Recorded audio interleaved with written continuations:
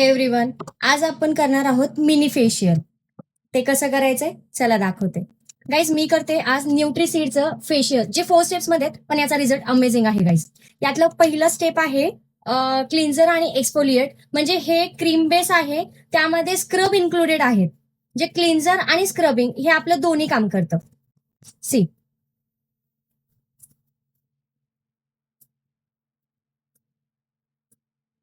This is my all time favourite guys.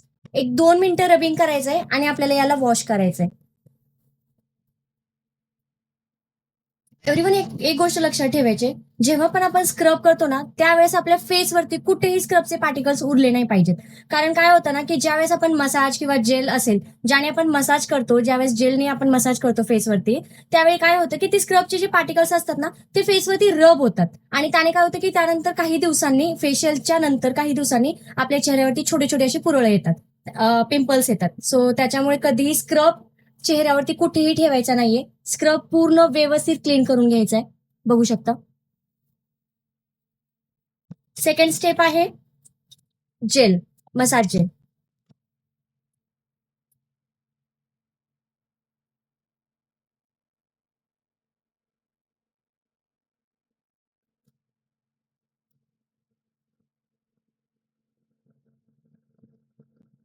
Third step आहे massage cream.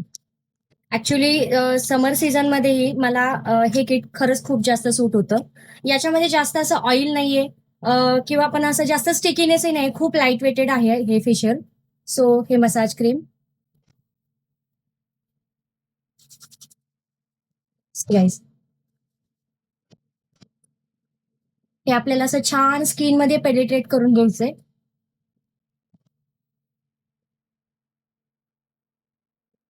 फेसला व्यवस्थित massage दिल्याने काय होतं की जे आपले ब्लड नोट्स असतात ते छान असे, ब्लड सर्क्युलेशन छान होतं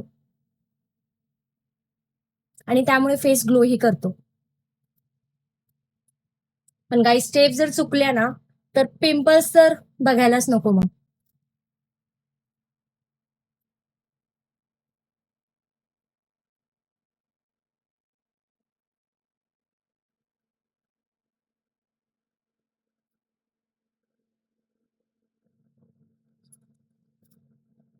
आपल्याला 4 ते 5 मिनिट व्यवस्थित मसाज करून घ्यायचा. आणि याचा या मिनी फेशियल मधला लास्ट स्टेप आहे पॅक.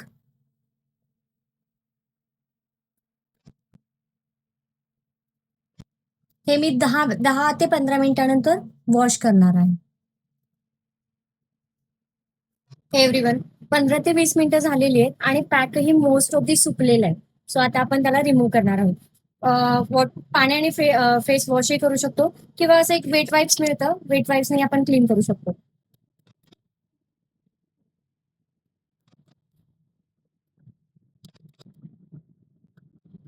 गाईज, या वर्षीचा उन्हाळा खूप जास्त आहे आणि या माझ्या मिनी फेशियलने माझ्या फेसवरती खूप छान असा ग्लो आलेला आहे. आणि असे जर डेली व्हिडिओज बघायचे असतील तर आपल्या चॅनलला फॉलो करा, लाईक करा, सबस्क्राईब करा. थँक्यू.